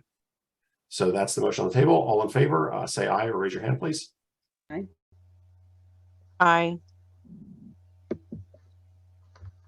Okay. Opinion chair, the ayes have it, is unanimous. So thank you, everyone. All right. Thank you, Christina, for all of that detail. We appreciate it. Thank you. Okay, coming back to the OTC annual report. So Sam, if I can ask, I think what the plan is, what I'd like to do is introduce the topic to the committee and just take some questions and explanations about like what we are trying to do, what the point of this exercise is, how it gets used, and then give the committee homework basically for the month of August for us to come back in August and actually start work on the annual report. How does that sound? That sounds wonderful. So for the new members who joined us tonight, the OTC annual report is a yearly report produced typically around, well, we just started working on it. It spans from the months of July to June. It's a recap of all the work the OTC has done. Part of that report is the priority project list. This is one of the more important parts that requires the committee input. This list of priority projects, which you guys will determine, will get fed out to other departments, such as the Department of Public Works, which has subcommittees that will review these projects and send them to the accounting exec's office for inclusion in the capital budget. So a little bit more fun thing to start considering about what you guys would like to be priorities, projects to be funded or pursued within the Odenton Town Center. On the list that Mark distributed in his last email, you'll see how it's broken down with the top 3 priority projects, followed by supporting priority projects, as well as priority projects that are not currently funded. So I guess what Jason's saying is this is just kind of introducing this topic tonight and to kind of get your guys' eyes on it. Because next meeting we'll be reviewing the entire annual report, and then we will submit it to you guys in October for approval. So yeah, I mean, if you guys have any questions, let me know. It's kind of the fun topic. What do you guys want to see included as a priority project in the annual report? So I'm gonna make a recommendation to our committee that you may get a priority project, but the chances of getting it funded in our lifetime, although there's some younger people now in our committee, in our lifetime, is going to be difficult. So when you look at projects, I look at them as a priority project at the reality of it actually being able to be done.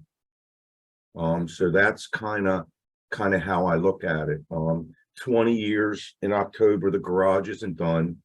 I've been working 17 years on the streets on getting the sidewalks done along 175 and Sappington Station, 30% design. That's all we're at, 17 years now. So this is how long it takes to get these capital projects done. Sometimes you get lucky, and you get it in the budget, but it's one at a time. You're not going to get all these. So really, when you take a look at this and you prioritize it also by the reality of it getting funded.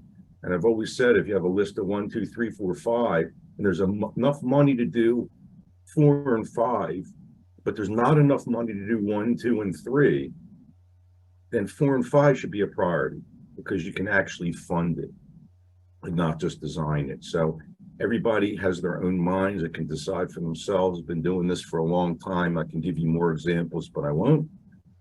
So that's what I suggest. I mean, I've already gone through this and have my own opinions that we'll go over. So thank you.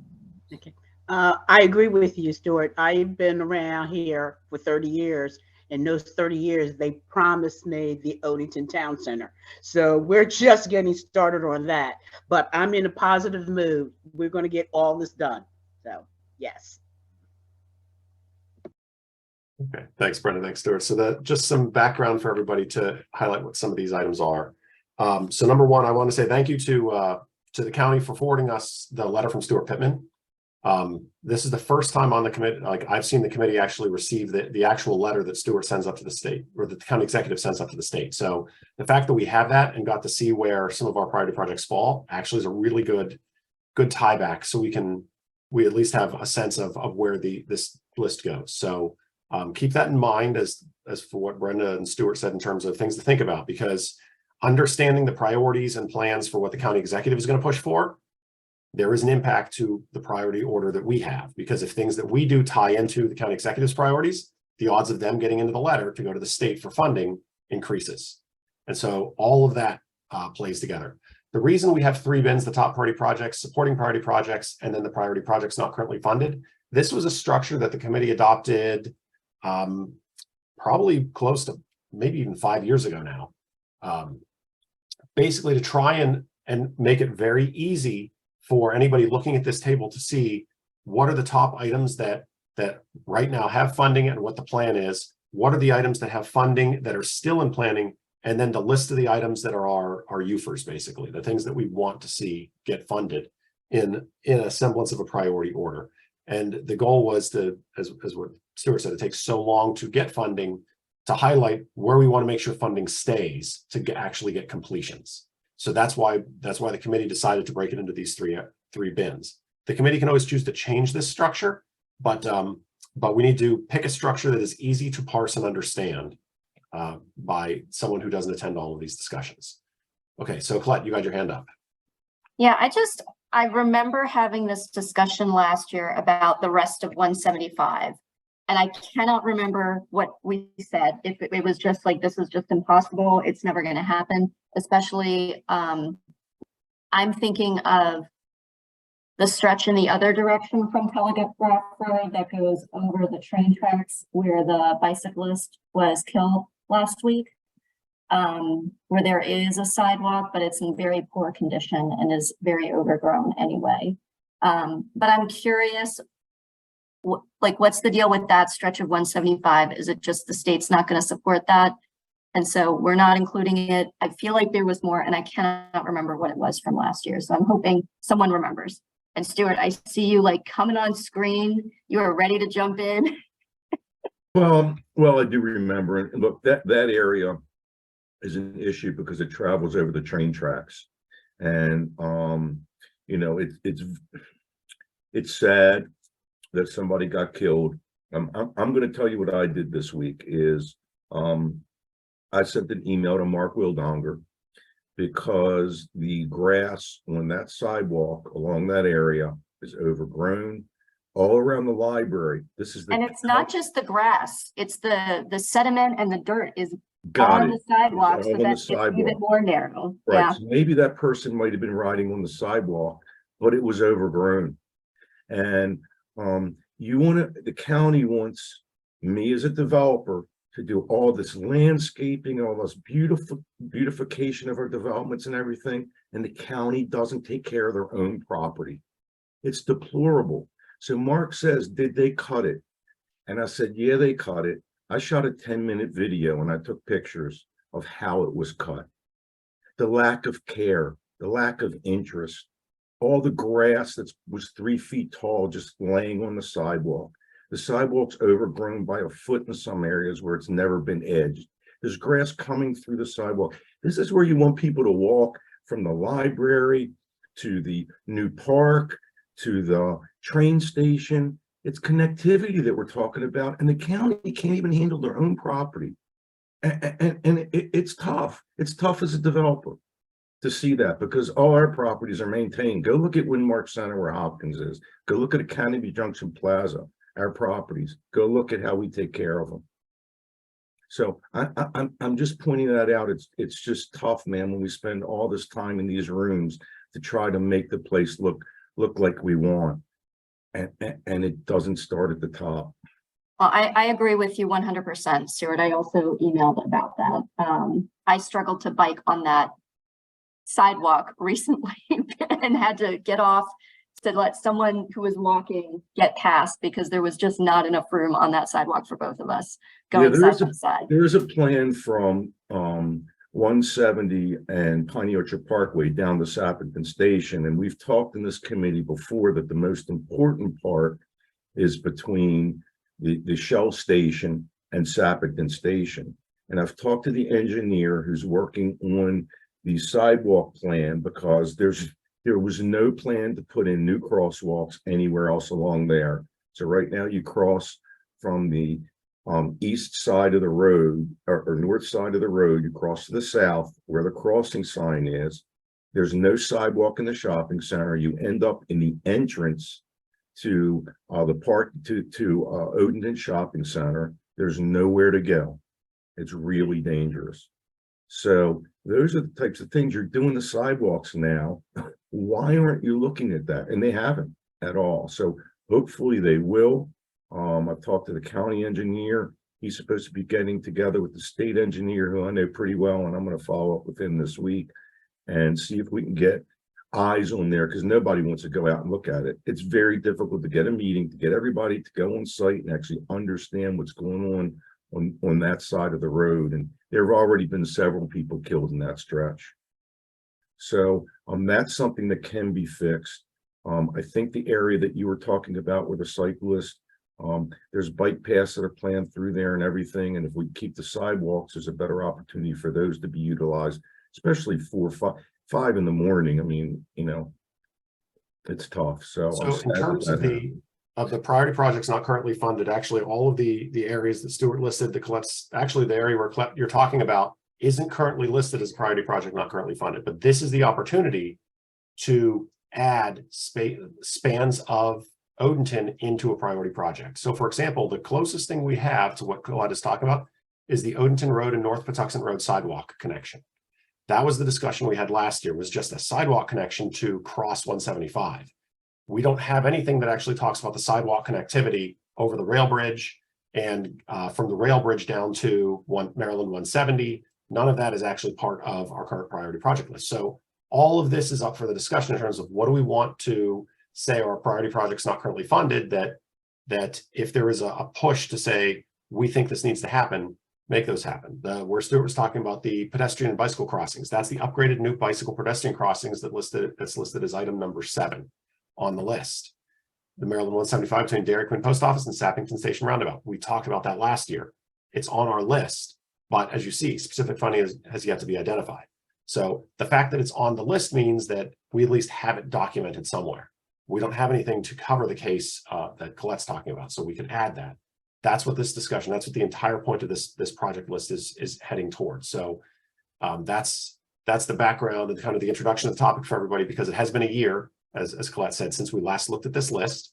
And so typically what we do is introduce it, have a conversation like this to get everybody thinking about what should be on this list. And then the request is that you send comments, suggestions to Sam and Mark, so that way they can collate them together and prep them for our next meeting where we actually start to discuss the individual items. So does anybody else have any final thoughts, comments on this? Okay, Sam, anything else on this? Nope, just it's not only going to be just the priority list, it's also be reviewing the entirety of the annual report. So yeah, looking forward to next meeting for that one. Yeah. Oh, that's actually a great point, Sam. So yeah, this is only one part of the full annual report. So Will we get that ahead of time, Sam? Yeah, we're working through it now. Okay. You guys will receive a draft, and then we will talk about the certain portions of it during the next meeting, and then that following meeting in September is when you guys will vote to approve it after me and Mark make changes from the meeting in August. So Jason, are we going to do work in preparation for the next meeting in August? yes. Okay, good. So the homework for August is look at this priority projects list, because this is the one thing that the OTCAC has direct influence and impact over. Like, this is the one thing in the annual report that we really set. Out of everything in the annual report, this is it. Think about the items that are on the priority projects not currently funded list, and are there things you want added, things you want changed, things that we should remove? We've removed things from this list. So that's the homework for next meeting, is come prepared to settle on what's our priority projects not currently funded. We are unlikely to change the priority projects that are currently funded, because that's funding is out of our control. So those are pretty much set, but that not funded list is where we have our impact. Yeah, that's a Don't touch very funded important items. step. Don't touch funded stuff. Let it go. Let it keep going. It's progress. Yes. Okay, so yeah, that's the homework for the August meeting for everybody with the annual report. Correct. And then if we get the annual report in before the next meeting, obviously any like review comments would be factored in, but I don't want to promise any schedule for Mark and Sam and team. It's what they're able to get to us. It's the priority project list, because we have that in front of us. So all right, so to the next item on the agenda, because I know it's getting late, so I want to make sure we get through everything here. Okay, so welcome our new members. And what this is just to kind of do a quick run through of what the committee is, the rules and the bylaws. So Mark sent the bylaws, and hopefully you also saw as Christina said, in Article 17, there is a section in the proposed code that's specifically about the Odenton Town Center Advisory Committee, where it lists off a whole bunch of the kind of take for granted that we have right now for how the committee runs, and actually codifies it in the code, which is fantastic. Like, that's a huge step forward. But basically, the point of the Odenton Town Center Advisory Committee is, as you heard earlier, now the master plan is, the 2016 plan is basically a whole series of statements that are the vision and what we want Odenton to be, and then there's the requirements part of it. The 2023 master plan, or 4, whatever year it gets approved, is going to have a similar breakdown. There will be the shalls and the shoulds.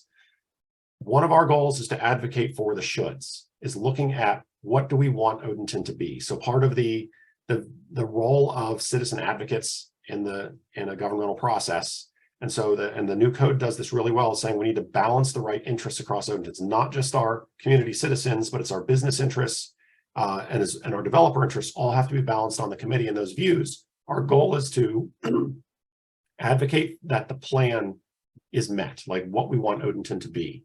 And so that's first and foremost, is what's the objective and vision of the plan, and are these proposals accomplishing that? Our job is not to perform the same reviews that the county experts or the state experts perform, because the expectation is that we are not experts in any specific field. We can provide comments on that, but we're not the experts that provide the actual legal advice. It's more of what's the sense of the representations that we have on how we feel about this project, because all of our input is advisory. It's not binding. Everything goes to OPZ, and that's where the formal approvals or rejections come from. We're just an advisory addition onto that evaluation process. So things that basically are we really would like, because obviously as a volunteer committee member, you're not required to go to a site, but it's really encouraged. Like if a developer comes with a certain proposal and say, I want to do this on this site, go visit the site, take a look at what's being proposed and try to envision that proposal on the site, because you do get a lot by visiting sites. I'll be 100% honest, a lot more than just looking at the pictures that are sent to us. Worst case, use Google Earth, because there's a lot of street view that's available across Odenton, so you can actually see what the site looks like. That's it's not as good as in person, but it's better than nothing. And I definitely would encourage doing both of those even. So visit the site, because that helps you provide better comments and feedback on on issues or concerns that you see. So for example, over the past span of time, we've raised issues in terms of pedestrian safety, like looking at the site, looking at the proposals and saying, we know how people are going to walk to this site because we've seen it. And there's a potential risk of them being hit by vehicles. So if there's a way that the developer can change the site to account for that comment, it's a good comment for us to make.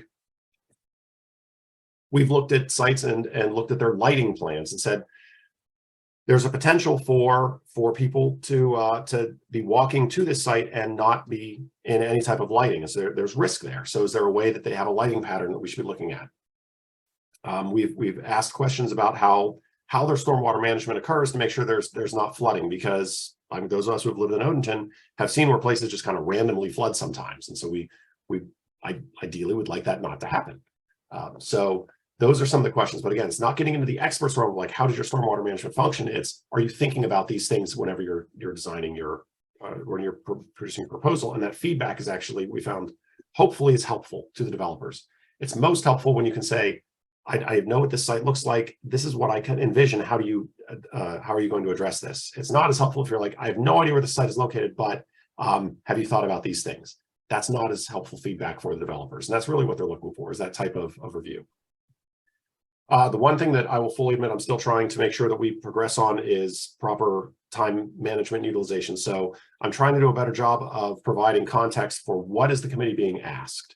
That's the one advice I would have for the chair as I'm writing up my kind of a guide for how the chair works, is the committee has a specific role. So what are we being asked to do, and make sure that the committee understands this is the question we're being asked and by who, and is it something the committee is responsive to? So for example, you heard today about like, what is the modification request for this wetland buffer modification? If it's not a master plan modification request, the committee doesn't have purview.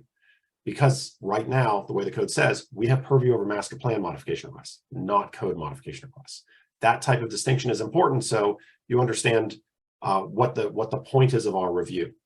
Questions ancillary and related to that, all good, if it's designed to help move that development forward. What we don't want to do is enter a whole lot of rabbit holes and things that we don't have purview over. We don't have any standing subcommittees. It's definitely an option that we could have to investigate anything specific. But we haven't had a need for that at this time. But the option is there. And then the big item to note is that what we're trying to do is from COVID, we switched over to a completely virtual session. What we try and do is have 2 meetings a year, every 6 months, that are in person, to try and just bring everybody together and have an in-person meeting. But we found our public attendance is much higher with the virtual meetings. And since one of the big points of the committee is to understand what the community is looking at, what questions they're asking, what they're viewing, that's why we've stuck with the virtual meetings so far for the majority of our meetings, is to encourage public attendance. So that's the high level, quick background of expectations, roles of the committee members. The goal is review all of the materials that are transmitted by the county every week. If you have questions ahead of time, absolutely send them in. If you have questions during the meeting, absolutely ask them.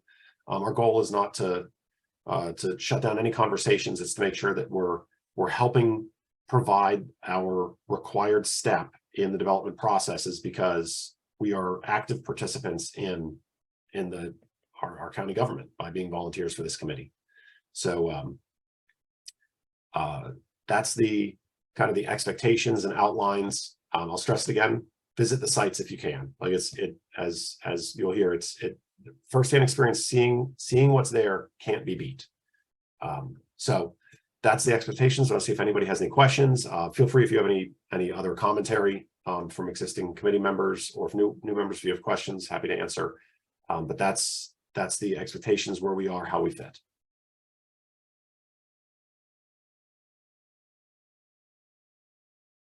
Anybody have any questions or comments? Pretty late, so I guess everybody's wanting me to end this. All right. Okay, well, all right, so anyway, if you have questions about how the committee works, absolutely feel free to you can email them to any of us. We'd be happy to answer about how the committee works. Like there are no dumb questions in terms of coming up to speed. All right, so now we go to general public comments. So we have actually a fair number of we have 10 attendees who stuck around. Does anybody from our public attendees have any questions or comments? Okay, so I see Don has his hand up. Don, glad to have you here. Yeah, just promoted a panelist. There he is. He's used to that. Go ahead, Don. You can unmute yourself. He's back. No, I'm unmuted. Yeah, I'm not used to being here. So Stuart talked about sidewalks and maintenance, and I recognize he's talking more safety. And my comment is more cosmetic. I was sitting at the 170, 175 Piney Orchard intersection one day looking around and looking at the sidewalks are brown and there's just nothing appealing there. And I say, it's the center of the Odenton town center. And it's just nothing. So again, it's just cosmetic, but it could use some maintenance or sprucing or something. Over.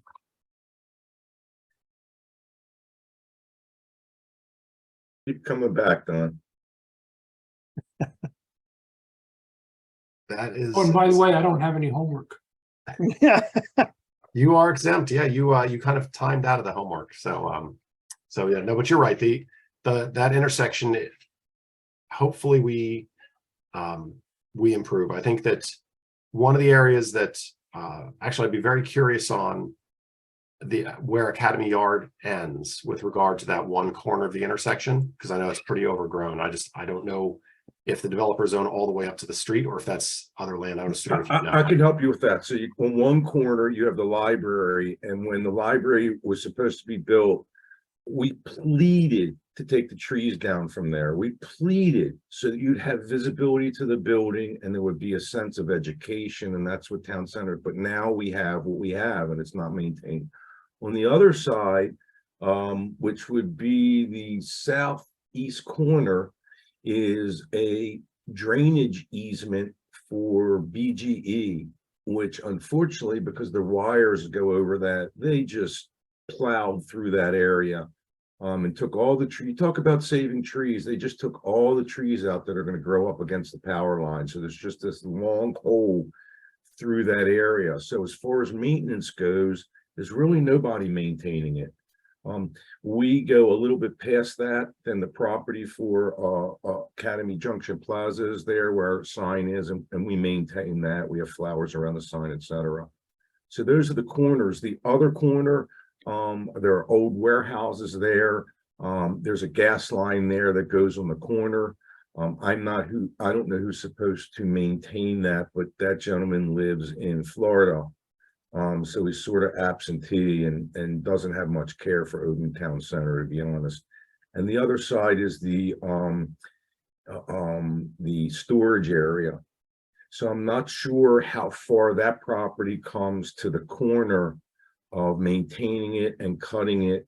And then you have the BG8 power lines that's behind them that comes through. I do know that, and again, it's so important to get the flats project going. There's so many improvements, road improvements that are tied to that project. And one of them is trying to create a trail from that project across 175 by Academy Junction Plaza and into the library in the park. God, it makes so much sense, but that's the issue. It makes sense. Totally agree. Totally agree. So we need to get these projects going. We need to stop being sticklers for certain things. I won't say what. Everybody's got their own opinion, and doesn't matter what you have. Everybody's got a different opinion, something that's near and dear to them, and I respect that. But we got to get this place going.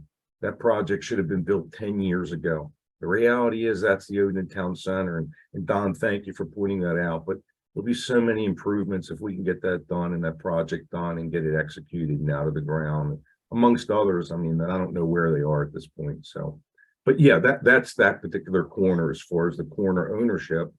And again, one of the main culprits is the library. We'll get there. Okay, thanks, Stuart. All right, I see DH has her or his hand up. I don't know which. Give me 1 second. I'll promote him or her to panelist. If they have a microphone, they'll be able to speak. And sorry, Don, I know you're used to being here, but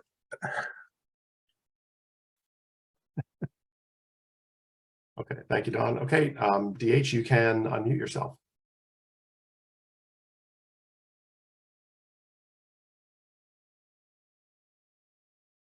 if they don't have a microphone, oh, there they go.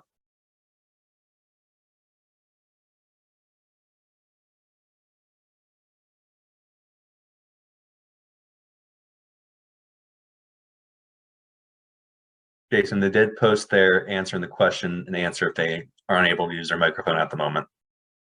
Okay. Okay, so I will assume that the question or comment is what's listed in our question answer from DH. So it says, for the annual report for non-funded projects, what about incentives to developers to redevelop already cleared land and empty businesses / houses?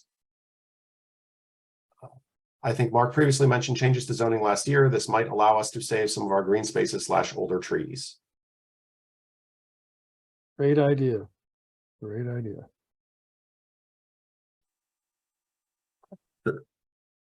Christina, for the code update, I do believe we provide incentives for developers for redevelop or brown sites in the OTC. It's not really an incentive. We allow some flexibility.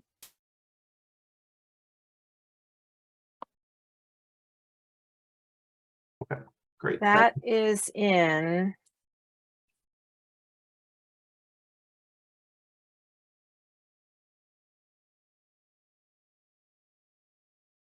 Give me a second.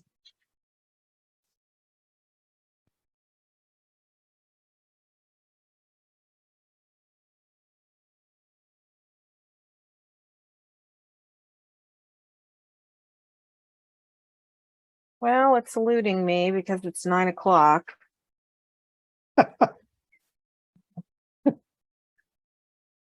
Not quite.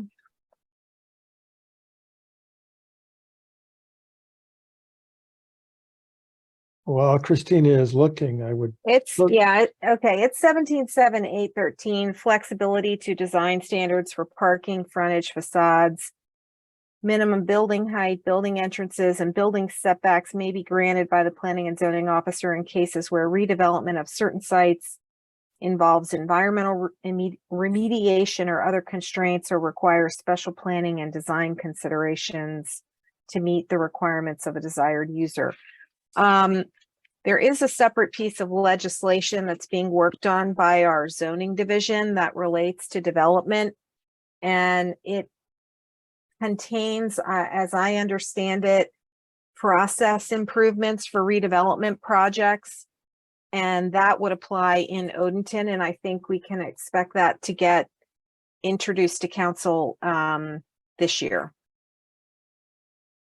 There just aren't that many properties like that. I mean, it's just unfortunately the reality. It's a place that we're building new. We're not, recreating old. But there's something. If I can look in 17-7-814 incentive program, you have Parole Town Center in there. I think it should be Odenton Town Center or whatever you want to call it. But I just think it was because you've taken the language from the other 17.7. 814A. I see it. Yep, you're right. Okay.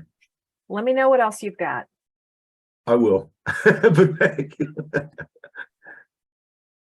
Thanks for the answer, Christina. Okay, anyone else from the public?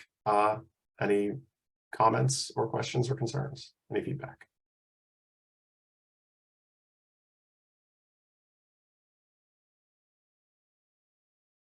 Okay, seeing none, I'll bring it back to the committee. Any final comments or questions or thoughts from the committee? I just want to say, I think great committee questions and public questions tonight. I really do. Thank you all. And thank the county. I appreciate Sam and Christina, you being here. Thank you.